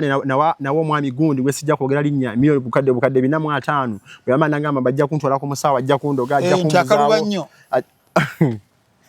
gwe yasamirira va gwe bambi tambi nebizibu byange kati gwagamba msajja munene tambi ndeka msajja wa amaanyi nze nsika kifanye mpaka tosiga Shegera kati ngana wo muntu sente zange nakola bwe amuswe tusebage bajja kutta sega gamba genda kutta baza kuttira nyaga Shalom tebajja mutta munange songa ali gomiti wona wo wateka lumanywera we yasinzo okuva kastaguddewo company ezimbira abantu obana oyagala kubabba nawo maanyi ko kolenga doni gundi doni muyayo bane munne Uganda omutegeerera nawo be mucho byemu osikemu awe wasinzo okuva embira nyingi kyasinza okuba amaanyi mukulonda kuno President Museveni nga anoonye obululu okudda mu bavubuka yafuna ba TikTok na influencer n'abawa emirimu n'abawa omwami alina ebirevu bamwa $3.5 bakoze TikTok ebiri live okulanga President Museveni omwami olwafuna sente n'alaba sente Kawombe ate bajja mu kubambu biki kyalegeseza Museveni n'ate obutambi bwe nga ali magundi bwakola bwati ngachayagala bamugambo yalina empisa embi tetumwagala yayo no aveeko obana mweche mubalanga mwagala kuyisaawo buli akwajeseza okubagambe nina ebinsumbuwa mwagala kubba abantu nze siimirizanga mukola kuva kwolo okyakola paka mbadde nkola nero tuva kola anbakyako emirimu era paka ate like abantu okay anyway wali abategeera batosobola kubanga buli omu ategeera nga bwintegeera abantu abasingira baga Ken like nze nali mbisuubira kirudde nawo nali manyi bagenda kukuba amasasi enyewe awonera amasasi ne olaba kizize bwe kitu like people abantu bonna abali mu inbox yange babasinga just bambi tusonyiwe bina bitukola kubanga kuyamba ffe ate n'okulyanga towuliramu ennaku mu mutima nawe ngagwe noga nti kale bannange babeera serious nga bakabira ddala nina omukyala mukwano gwange ali London bamuyita Magi yafunye ne shock ngawulidde byakuseeko yafunye shock nanga abakali mwana gwe Magi Kayima taswafuna shock Magi Kayima project shocking it's a business sinyangu it's not nenga ate olaba it is serving also a better good kuside yo okubaka abantu botaasa ababbibwa abanyigirizibwa ababbibwa kabasajja abendebwako kana cholaba anti ni serving the purpose bajja ku tajja muleke owayo lokuba anti no oli amabenzi ba expose amabenzi onyo nza kutaasa waliwo yali amufunye ntambi twagula piru omulaga TV ne katenyeze bay story omujimanya afulenga cha 256 ne kasukula Shalom nanga ntambi muleke ebya serious bala muguza jja kwabye yakava mu bizibu atero mu muze oyo mwana ali aguze nga osasudde Kenya ogana kujja ekyanjo nya Samire au ku apartment nisana tukunge ensera aba obukake bwolega wabunsubiza ne ngamba Kenya omwana nga kwadde sente ojo kuba mwana watu mutu wa watu tambi muleke kijja kutaya yakachoblango bwa beti awo nachiwala kale nange nja kupangisiza Kenya ate manyi wonywera Ngamba nedda ebyatambi tubireke. Amakeni webere kumbeerera. Okirabye? Mutu wa watu. Era namutulu denga yogenda ngamba ne ntambi. Gwe nasonyiwa. Ngamba ntambi. At least I'm your guardian angel ntambi. Nze guardian angel. Nage nakutasaako. Wanta sawa. Tebansiba sagene ruzira. Sanga want am connection izo bontwala mu office batugamba shalom genda oliye. Kali singanze wankubira. Nali singa wankubira ko bukubizi simu. Tebanisibye. Tebandikisibye. Amututa ku musawo. Wani kubidde ko bukubizi ku simu. Ani abasawo lifuluka. Nda kani ngolina ebizibu buli kibagamba okiwulira. Banda ko ne bulo katanga mo yabimala. Nanga kwegeza omusajja esimu ya rababandi. Abimalira wa. Bane ngo ine emisango obona. Kati Ken kibagamba okola okikola. Kati Ken fast forward. Yatuna agenda wali. So tujukuze ku bantu kubamu ku sponsors baffe. Wali we tugenda. Tumalayo obumazi. Nalange company. Sokola company yo. Bana ba mikwano abalonzi bategeeza nti gowe ne target akairi genuine. Nga wetaza okubanga ofune ettaka eriri mu manyago. Manyi bantu mangi mugule ettaka naye ng'oguze ekipapula. Ettaka teririiyo. Oguze bakaluba. Yes, tutunda. Abasajja abo bakaluba naye kale. Bajja bafumiza omusu. Tubaguza futi 25 kwana ku million 2 n'ekiti. Mama kalinja kwa bumiyu. Ettaka lye mutu. Asala toka naye mukalanka. Toka naye mukalanka mukama wange. Togera gyati. Damu amolange. Waba abalunzi abikwana basulaba njogera kubategeeza nti no tulina company etunda ettaka gye bayita Life Properties Uganda Limited era nga tulina estate za Fesano so tuli ku Mpigi Masaka Road. Masaka tulina ku estate twaguddewo gye twabaguzizza twabaguza plot kakade kamwe ekitundu futi 25 kwana. Twakitunda olunaku olungi olunegwa naye bategeeza anytime from now gwebera ku channel otugutende utandikirawo ekipya kyonna nakuba tubagamba ate Ken Construction and Property Management weere ekya standinga tulina kubazumbira ennyumba mu mazima omusingi tugusima olaba tutuka ku all plate paka nyumba y'okugwango giyingidde. What are you saying? That wali kigenda kutusa ku kyenkola njito nkibasuubiza. Enamba y'essimu. Enamba y'essimu yange 0759 52 7318. Eya construction yeyo. Yes. Ate ye ya business yeyo yokwa ulu yange eryeji. Yeyo. Yemu. Abatabuse aberoga kuba kweyo. Amina. Kakati ffe abasawo. Tuina banaffe aba Job Giant bakomyewo kubera nga batukwasaganyaamuko. Job Giant bo bagamba nti ku mutimbagano gwabwe gwa www.jobgiant.net ogendako oberenga obakwasaganya gwanoonya omulimu naawe alina omulimu. This is the only network kwogenda okugenda oberenga ofunako omulimu gwewalootanga. Banna certificate, nina degree, nina masters, nina PhD. Genda ku www.jobgiant.net.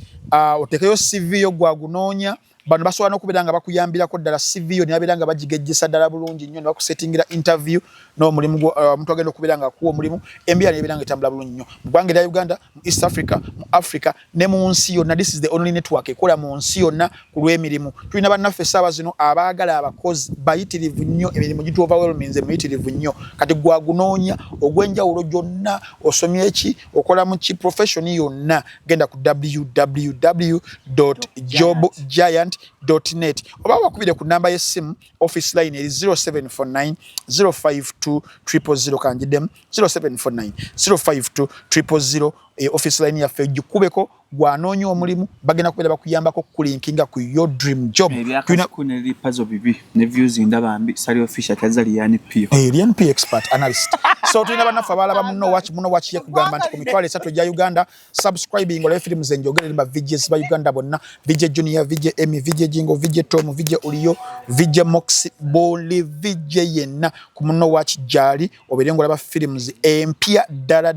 nebera yaka droppinga. VJ Junior yafulumiza Unfamiliar mabanyumira films za seri bannange Kasufu kalungi nyoka Unfamiliar ka seri kalungi Shelter Jason Statham jali Diabolic mwabagala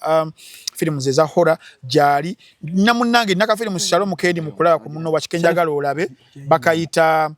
1000 blows okalaba kalungi kaseri kalungi nnyo A Thousand Blows mu VJ uliyo sako ne films endala yagala action adventure comedy drama thriller science fiction byonna kwebiri exclusively ba VJs bali okwo batuyita abamunno wa kigenda ku simu o downloading application iOS sako ne Android namwe abalabira ku smart TVs go and download the application namwe abalabira browser yo no bali ku laptop teka mu www.munnowatch.com of course ne Biva Organic jali akugamba nti mengo jali ku mwabagala okubanga babawonya n'endwadde zammwe ezenjawulo wabula ye akozesa butonde akozesa organic products abalina sukali abalina pressure abalina hepatitis B abalina obulwadde bwa maaso abalina senyiga tagenda abalina abamikaweka ko namwe abakyala ensonga zammwe ez'omu kisenge eddagala lirimu lyokka lya Biva Organic libeera organic tewali wombeera yonna mbw ate ngenda kufunamu kenyera ate side effects nedda Biva Organic akwa consultation before kujjanjabe alina beranga akulondola paka oberanga owona gendawo emenge ku Hamu Mukasa Road ngoli kubanga okutuka ku Masengere ekizimbe kya green the white bebuse bebo mpola oli ku Shalom 256 is happening betugamba twagamba Twitter no story mbeko kye muyigamu muyikatwize abambere onyola abula bi content gwenna asala akanyo sabusazi ku TikTok oteke nyonya musajja byayitamu tolusi no bulamu yes week zali bidi wiki mambega game kitundu twala obutambi obwafuluma yes obutambi obuteberezebwa okuba nti wali mu Ken Media Ken Mukalakasa kofe akasoko tumo budda asooka aterere ali okajja byogereko obutambi obwo kwa butambi bunnyo buzega bufuma mu ggwanga Uganda tulina banaffe bashoni bafulumya obutambi naye twalaba mwami na musajja mwami na mukyala mu butambi obwo bungi obufulumya obw'omwami n'omukyala ne bujja ku mutimbagano ne butambula omwaka oguwedde twali obutambi obwafuluma nga bw'abaami babiri omu nga alina ekisunsu ng'ekyange naye nga alina omuntu gwafaananyiriza abantu ku intaneti okwo oli najja n'agamba teyaliye naye nga baali baami babiri ne tugamba ne tukirekaawo omwaka guno omwezi ogwo ogwokubiri gwe tukubye emabega nga guggwako obutambi ne bufuluma mu bantu abalowoozebwa nti omu ku bo yali amanyikiddwa nga ye Ken Mukalakasa mukamuka vidiyo ng'oli agamba nange ndeka nsesemeyo kakantu Ken ng'agamba tojja sesemayo ko kantu abantu ne boogera ebintu biyitirivu nnyo internet nekwata omuliro naddala TikTok okwo nekwata omuliro nali ne Shalom wano tulaba obutambi obwo wabula banani nawe ntambi wabula banani sego wabuleeta ntambi wabula banani ogamba no Ken yennyini ntambi nengamba sokana ate Shalom yangamba ne bananga batsiba ntambi alimba banani twali fena shote twagikola fena yogera amazima nedda yogera amazima neno omwana yampa obuntu obwo ne mugambo kakasa yeye nangamba ne mugane dolimba sibikulaze wane obindaze namwana mu blocking omwana mtalolilo ne blocking allo dambi tewewo zakwe otambi obulaba bwo dambi yabulaba bwomu nabeka mu group ya Sunday Nation nabeka mu friends of Shalom so musango nti sasa nyo butambi sebu sasa nanga teyalinze alimba kakati nitulaba obutambi obwo kakati ng'oli ku Shalom 256 olina ku Bible yawo tufune Bible ogiwanike eri ku simu twagala okakasiba na Uganda what exactly they watched kakati nga njogera misana tukunga tewali yankase kubeera Shalom bwe yangamba twogere ku bitone mugamba siri mwetegefu byogera keki sawa eno ngokyagala butambule ne bannamateeka abange ne bagamba please tobuvaayo okubaako kyoyogerako saawa kozi buli kyoyogere saawa eno kisobola okukozesebwako ng'obujulizi muki mu mateeka nangamba soke tumale okukola okunoonyereza kwaffe nga bannamateeka twatwala akatambi ako juzi forensics ku UCC batapute diri okakwatibwa simu ki location ki nawawe kakwatibwa twakatwala juzi ku UCC bakatapute njogera misana tukunga tewali yankase video ezo zatambula bbiri zali videos bbiri video yasooka nze najimanyako I was invited nino omuntu yajja mu inbox era tugeneza nyo bane ebintu Shalom omuntu yajja mu inbox yange ya TikTok ina a private account nangamba Ken nina birthday y'omwana wange naye akwagala nnyo mbadde njagala obeerewo birthday yo obere kolenga MC ne mugamba batinzizi okola n'obwe MC ne mugamba ngomuntu bala kutuma omulimu naga njagala obere MC ku mukolo ogwo ne mugamba nange nze nga simanyi that's not what I do. Nenga ba mikwagade njagala kuba namugambi MC nze mukweta atenge ejja kwagala ennyo njagala ebere surprise jali. Ngomwana myaka emeka. Samubuuza. Oyo mwana alaba Ken mukalaka. Samubuuza myaka. Songa mukyala ngabano gaba omuntu sente manyize ngamba nnyo sente ngabala abantu bengamba sente nnyingi okumwejjako ne mugamba sente nnyingi ngeri y'okumwejjako nanteerako sente nga tugenda nga nfuna suuti nozaba nali nyambadde suuti yali ya bbulu nga tugenda ku birthday nga ngenda ku birthday ntuuka ku omukolo gwali yali apartment zali side zeyo Kajjansi ko eyo ku Ntebe Road nga omukolo guliko abantu tebategerekeka mukolo gwa gete nga bikimu kyolaba kya gete nga ngamba yikati guno mukolo gwa mpisa okukolako obwa MC nga tewali yadde n'ekizinale kyagati n'ogenda kukola ki ogenda ku MC nga okitegeera nga bampa mwenga ntandika kunywa nga tunywayo bubiri busatu bonna ngenda kulaba nga omulamu tewaliwo ku mukolo gwe naliko so I saw that ekikolwa ekyabali bekisinga I saw it happening era ndowooza laba reaction yange ninge gye natunulira abantu abali bakola ki abali bekisinga nengamba kiki kino ekigenda mu maaso waneeno era nengamba kati kyekisala tukole ki tugende ngamba tiimu yange nali ntambula tiimu yange nga bwe tutambula ne bagamba kati kyekisala tukole ki tuve wano kumbe yo birthday party yaliwo birthday party yali oba yali birthday party kwa n'omugole samulaba nasangawo party nga waliwo emyenge waliwo abanyabe abanywa shisha abanyenjaga bakola bati nga zino nyumba zibapangisa ndowooza Airbnb zibapangisa olunaku waliwo n'abawala abalimu walimu n'abawala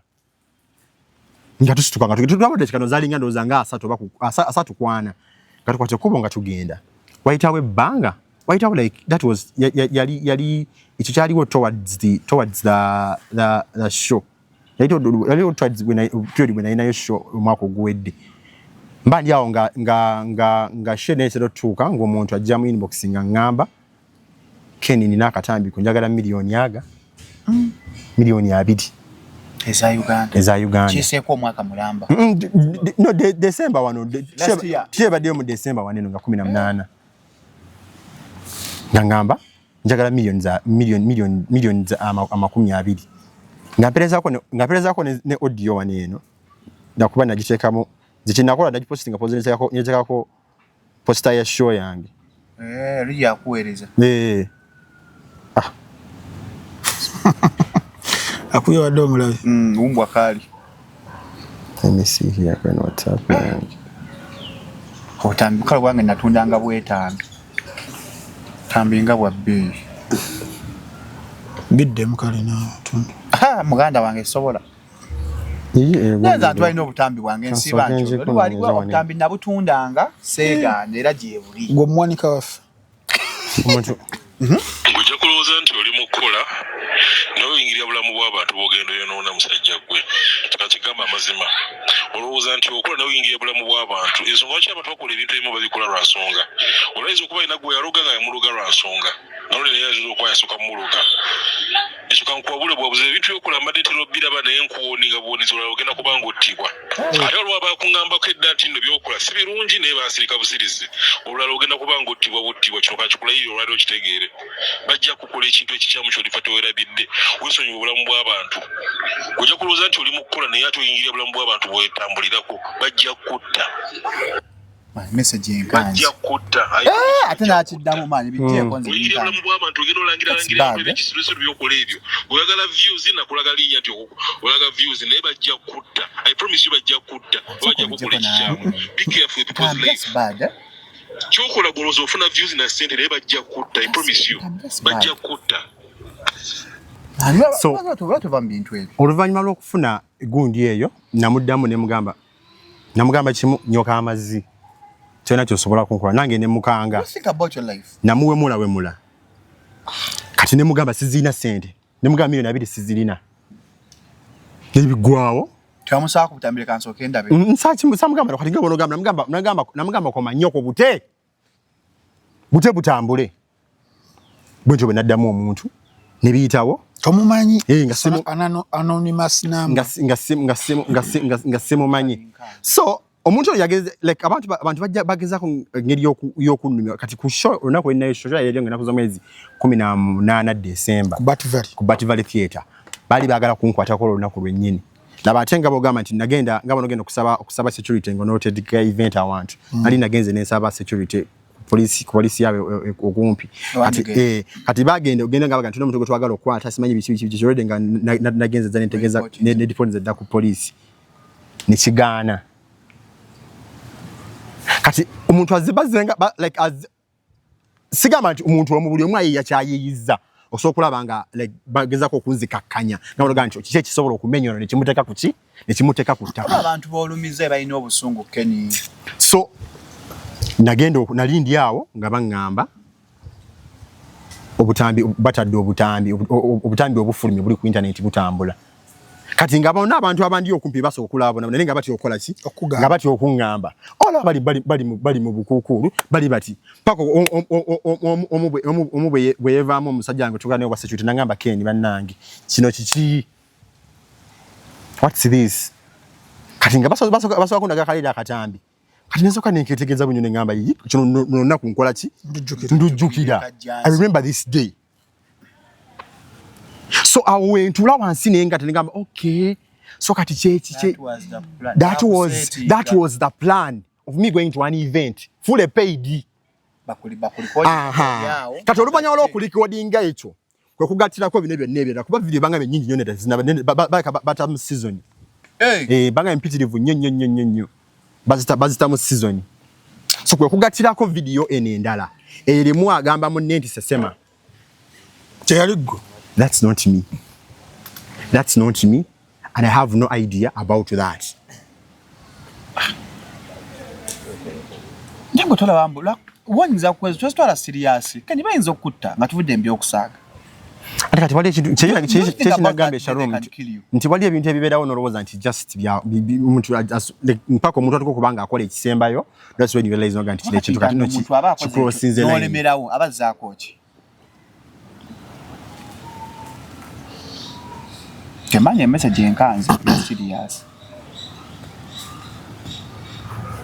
so nti omuntu asobola kubanga akubye buli wamu nakuba cause bino ebintu bijjo badde nga babyogerako nti gundi musiyazi Miki ali kino Shalom bino nenga tebalina nga bakoma okubyo oli ayogera bwogezi kandi bagamba ati tutunde tujja kwogera bwogezi kituso kubanga kiri nomo kati kyongeremu ebisoko that's me eyo video sijegaana njimanyi bulungi nnyo like sijimanyi nti yakwatibwa naye I was at the venue ogenda okola obwe kifo naliko simanyi nabe bali recording choba bagenda kati nnyo kali mu second 5 bwe kati recording oyo yakuwa Tom suing and like what was saying mukubira simu omugambe I remember this day bwe yamba kuno omulimu kati no mune ovanyuma le bintu bino kumanyi like nze olaba ne chat yange ngakuya saving number z'abantu nze chat yange ogiraba ta saving number za client wato besiga si saving I don't save people's number nabayo zizo nazilani saved si saving a number cause ebisale bisinga bwe boyogera n'omuntu bwemba maliriza business lwaki nti tisagala nnyo kusigaza number ya muntu bwebanga business ewedde twali kiba kitugatta kirala twali kiba kitugatta kirala cause gana bagamba I want to be your friend bisi obaba n'abantu aberanga akokyayo aberanga akokya bunso okutuka ekisala ne saving number zaabwe ne si saving number z'abantu bwentyo era omuntu mwogera naye awo mwogere ne kigwerawo kuba kati bo saving eyo no kadama ina kuja kugambe njagala kati kugulu gundi naye okolera sente mekana gamba nti sente bwezi ne munyumye embozi nagamba kale kati nkomo mu January omwaka ogujja tujja kwogera nga gwa savings ngogamba client savings so nti bwe bityo bwe bizenga bi happening no bereyo ngoli oline nnaku ku mutima naye tona bosobola kujja okunyonyole bano bantu koza n'abantu tukolete bagala kulaba nti ate naawo bayitidde ebizibu kibane kati bangambye bagenda kunzeti abannange bagenda kunkola bwe bati so n'oguma n'olwana nga gwe ne family yo mu mpola mu magezi ate buli mulimu gulimu oyina abaana nze nkyagwa okufa buli mulimu bazita batya occupational hazards naye okufa kinene entambi anti okufa naffe venye bakusibate wafa naffe batwesiza tesiza okututta teri akutesiza teza kutta bingi ekadi wali oguvudde muguno fana fabi tukanza kenye bagambe ngenda kola tino ne so sometimes okirekera Katonda waliwo ebintu ebimu byotalinako control omuntu okugamba nti ayagala kutta ekyo si control yo munalaba obuseegu bwange okugwa video oswipinga so Kenny ezo embeera we zaabeerawo how did it affect you psychologically? One, how did it affect your business? Then n'abantu abakwetoolodde family naki? Bwe nabiraba kibina sako okulowoozaako suicide be bantu benkola nabo nasooka nendowooza byaka bya mirimu cause nina casting agency yetubadde twakoze nayo photoshoot nga waliyo company emu eri omukunsayininga nga bagenda kuba billboard z'ebipande okubuna Uganda. Yes. Baina kyabadde bali mu kupromotinga ng'era kigenda kubanga kinetagisa kubanga nkozesa omuzindalo gwange guneeno nga tumaze nnyo bino okubikola nga twali tugenda kufuna ssente nga meka twali tufuna first deposit mu March kati zagenze omugwagenze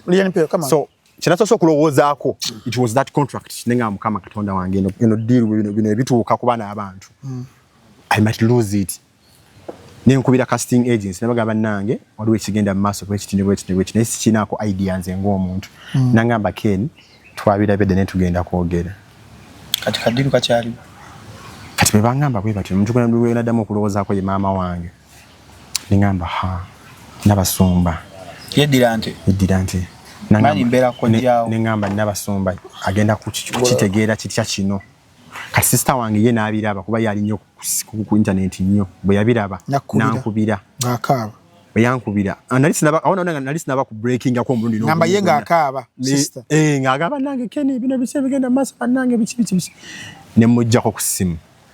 amugamba bonobo oyagala oteredde ojja kunkubira tuwogere ne tuwogera ne mugamba naye ndaba tebinaba kubeera nnyo by'amaanyi tibinza obutakyaka kati omuntu omu nankubira nagamba Ken ne bigenda maaso ku internet obiraba mbadde njagala ojje tubyogereko ne mugamba kulya sana kinjagala kwogerako ki essaawa eno ne nkubira lawyer wange ne munyonyola ebigenda magamba nange mbira mbadde ngenda kukwera kuba ndi mukuva ggulu netutula netwogera nagamba Ken ekiriwo kiti kino ekintu essaawa eno bw'ovaayo n'ogamba nti otandika okunnyonnyola ogenda kuwonona bono bakati essaawa eno oyogeza busungu bano abantu bonna osobola okutula wansi n'ogamba nti gwe gundi naawe gundi manyi muli emabega wakino nagamba sooka otula wansi okakkane tutegeere kitandika kitya ani akiruka olunaku olwasooka natunula misana n'ekiro kyokka ate ng'enkera wala nina omulimu gwe nina okukola ebugiri nga nina omulimu gwe nina okukola taata w'omuwala yali taata nga yasindikiranga muwala yasinga taata we ssente taata wamuzaala ddala yennyini omwana ali bweru taata we n'amubulankanya miliyoni 22 omwana agala kulangira taata we omuwala nga nayagala taata we kwata ssente zazimi nga taata we yatuuka n'ekiseera n'ava n'ewaka we yali abeera n'afuna omukazi omulala bwe bana naye ssente kati nga nina okukeera ku makya nvuge ngende ebugiri nenga natula ku steering bwenti nenga sinzaaliko nga ngenda sigenda nga ono n'abasikala abanyimiriza nembayitako buyisi nga tokyafa nayo ne bajja nga bangoba ne pikipiki kaya nangamba you Mr. Ken why are you driving like that huh? If it wasn't you bichi natonimya mbozi nenga byanyimire naye sibitegeera one of my boys nayo gani namga tusonyiwe timanyi utupichi nagamba okay mugende nenganze bine mbozi bajinyumiza luvanyuma nga sijukira na cyabadde kwanza jukira obutambe we bufuluma nagira nenkebera ku TikTok yo nga otaddeyo videos endala ndoza za business zoyogerako ezo ngamba yi nayo no guy ngali gomite nnyo nti omuntu omulala ndi badde oba agamba ne social media yanjivuddeko but wasigala okyateekayo yes njakusoka doko baza timu yange bayimiridde munange bakuba si bano bokala batukwana n'abaana bangi bamu bazadde babagambye n'okubagamba tutuddamu bannaye nedda bigenda mu maaso bagamba mbulira gweyita naye nkubulire ki empisa ze that's when natandise okugenda kati ekintu kitandise effects zakyo zezino kuzina abaana bembadde nkola nabo nga bakuyambako wano kino kiri kola bo tukole bwe tuti maama we yamugambye lekera kola n'oyo now for ekifaananyi ky'okwongera okutukula obulungi wayogerako ko ne munnamateeka olwoyawo mwagendako ku police okureportinga something like that because now ne kunzimu ku nsonga zetwadogerako noono nti ekintu ekyo tosobola kiyisa mbuyisa maaso bwotyo. The background is nti even take over lyakola kiri afuluma nti bayinza okukunona something like that oba ne prejudice ayinza okukugirako. Kati for you to counter that, did you consider going authorities to report a case of nti waliwo omuntu ayinza obanga akola ebintu ebyo? Yes, nagenda ku poliisi eriranye w'ensula ne tugulawo omusango ne tubalaga n'ebintu bino nembanyoya story nanga bwezenge ebeera era nembabulya n'abantu nze nganze bentebereza kubanga abali emabega wa kino nembanjula then ne bangamba kale tukitegedde.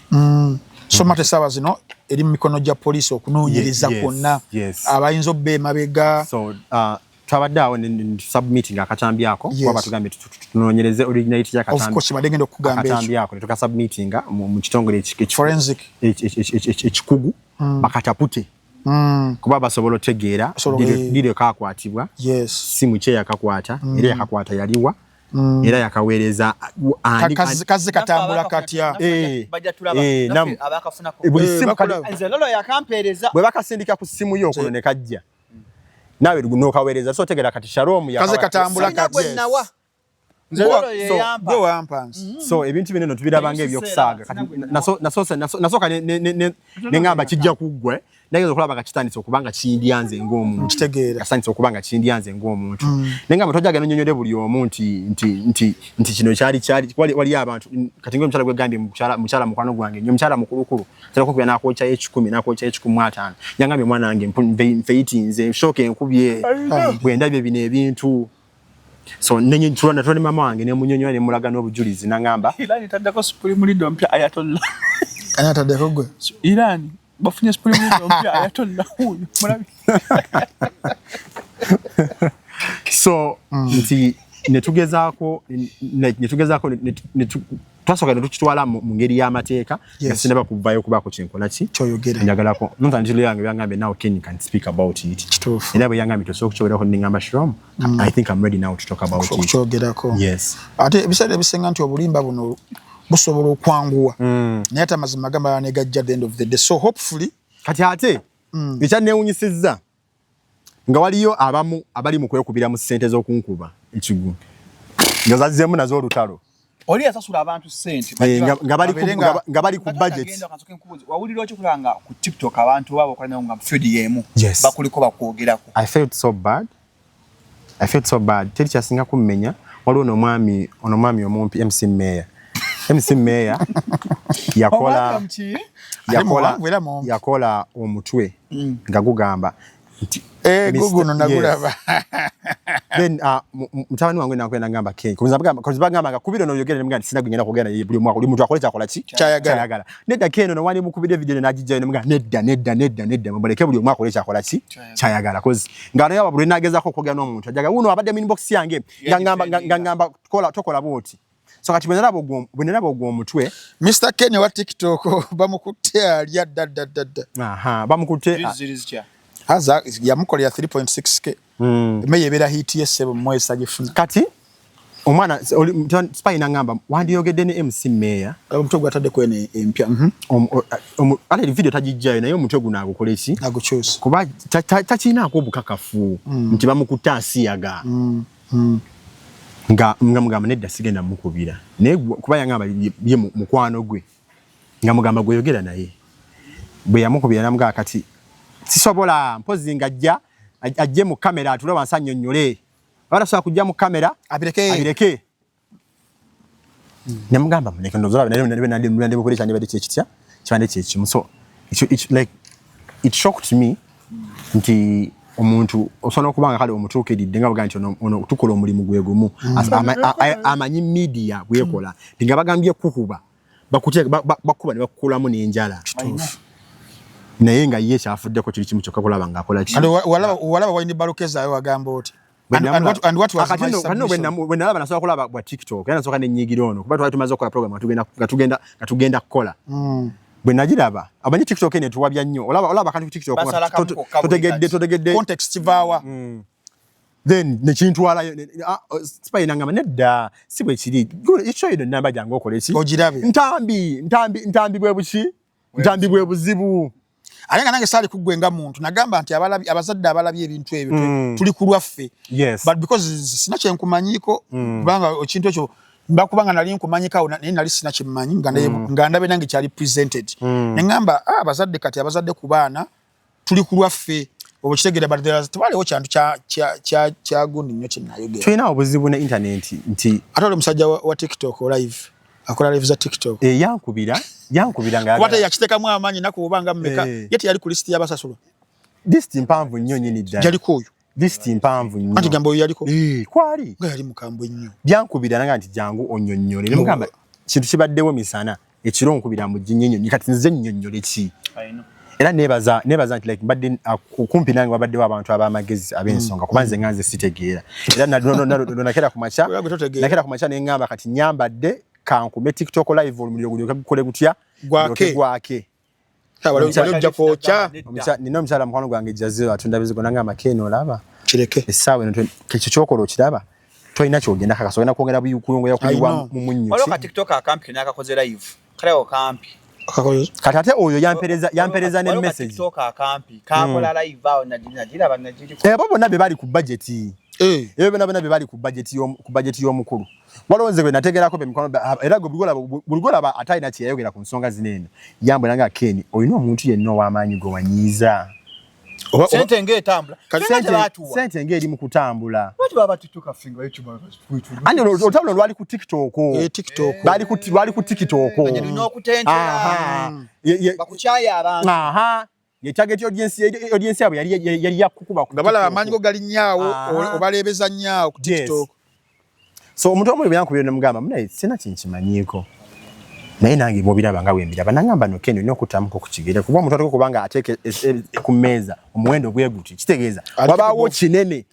ekikiri emabega kati katono nyaawo kati obadde ogamba nti waliwo abalwanira musende z'okukuba otegeera otolo kati ate waliwo omuwala omwe yajja mu inbox yange nangamba nti waliwo gwe bawadde ssente bakole bati naye nazigaana kati ngabo nogamba bono jano gamba mwabadde mwembi mu ddiiru kati okuba okitegedde nti nno ndabika nakitegedde nogamba nti Shalom ye yandetedde ddiiru naye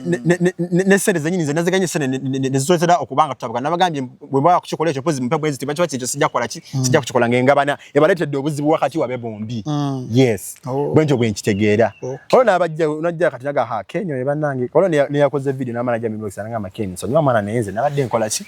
nabadde neyi ya mwana kingamba ngekyo ne mugamba kale ate ngo omuntu nange nali mutu gembadde nsanga ne mukwatya ne mitwale ebiri besatu ne kola ki nenjimocha era ye video bwe najira bali namukubira ne mugamba badde nsaba video eno gije nanga makente kina bizibu ne mwana just nange nabadde mbukira kitukola kitambula then ekirala the stigma around like jo tambulize sawa zino jo ita totya mukono gamba kasoka mbere waka oba oyina woyita abantu nako kusonga emimwa wewe batu oyo no is it happening oba wekumidde waka nedero mvakola badde ntambule sinafuna yo muntu ansanga nabako kyangamba nasonga songo bali yani pio sina kiraba whatever business partners businesses bale pending ezokolebwa ataba boba zichali accelerating ataba boba kambwe nnyo kubanga mukama wangu wetaka yanfunidde nabali mu nsonga zinene yanga begenda mu office bwetu banyonyere boti bagenda tuyama naye zoga yaga yegwe Ken nti yenze nti okay abantu bafanchi nawe kuziya kitegera mangu nabanya tikati ate nokola nange nacho nagwo musango kitegera yes bunabona bakama bange just nti abatasobodde kukitegera ye kama nyeto tugenda okubanga tukolera akalange ba casting agency ko bagambye let's first put a pause awo kawo kyasinzo kubanga kinyigira kuba yedire badde soso kuba mubulamu bwange ina some good money bichangambao pambe it was some good money era that's when we today want nenjoza ku munyu nengamba kati kino kya ddala omulabe wo laba wabawangula awo mpola nga bigendererwa ebyo awo nenkiraba nga kya ddala awo nakirabidde nti kati tuli mu kya ddala Let me happy at least you're back on your track, you're working. Yabaddewo okola. Life has to go on. Cannot be same. nawe nabiyita muko ku misango gy'omwana w'esseetaawo bankolezanga zirayi muganda wange nga nyange kenyinyi kwendi natudde wansi ne ŋŋamba lwaki kino ekintu okay natudde wansi ne soka nekifumitiza bana era kisobola biseera singa weeranga mu kaseera kakazigizigi weekumbirengako n'abantu ab'ensonga abasobola okulambululira ekintu oyo nzamukumakuma kuba ye musiru tategeera era neetaaga nnyo mu busiru bwe n'obugwagwa kino twatula n'omwami nannyonnyola nantemeratemera ensonga nagamba kati olaba kino kirudde nawe okutuuka weebaze katonda nti ate basosereeta kino weebaze katonda kubanga omuntu ate era nagamba Ken kati bino ebintu bikiri like todda na mukunakuwala olw'ensonga nti gwe kennyini obadde nga naawe obikola abantu ng'olumba abantu yangamba ebituufu byetegeddwa okubanga mpulira ebigambo ate kyofiringa ekyo kiwadde okola abantu nagamba olaba kati nga bw'owulira obubi omuntu omupositinze omwogeddeko kalebule oluusi afiiriddwa emirimu abadde atya olulimi bw'oyitamu essaawa don't even cry tokaaba na kukaaba bino obadde ng'obiyisa mu bantu bulijjo gw'obadde osuubira ki nti bo bebake kati nenzikiriza nti kyonna ekigenda maaso I deserve it nkigwana nkera nensimba ntandika okukola era bw'ovaayo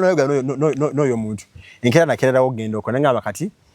ekyo kyazze tekirina kyalina kyengenda kikolera naye nga kyensobola okwogerako kiri kimu nti bonna ebintu ebyo bye baakosa mbeetondera naye tewali n'omu yantuma kukola kyenkola gwagamba nti kituufu twala kyoyagala gwakkiriza nti kikyamu gwakkiriza nti that's not me it is okay tewali abadde amanja kwennyonnyolako kale wetusabira poliisi gyewatwala ebeere ng'ekola omulimu mu bwangu lwaki mmanyi tulina ebyuma ebisobola okulaba ebintu then ne bakomawo n'alipoota okulaga vidiyo eyo engeri gye yakolebwamu gye yafabricatingibwamu n'engeri gye badde ng'egyetambula n'okusaasaana okutuukaawo nabaani abali emabega era nze njagala kutegeera gwenze gwenfiirako nyinza obutafiira ku yagigatta naye gwe njagala ofiirako ali emabega waakyo nawamukola ki yes aveeyo annyimirire mu maaso era njagala tugasembaganeko mu maaso g'omulamuzi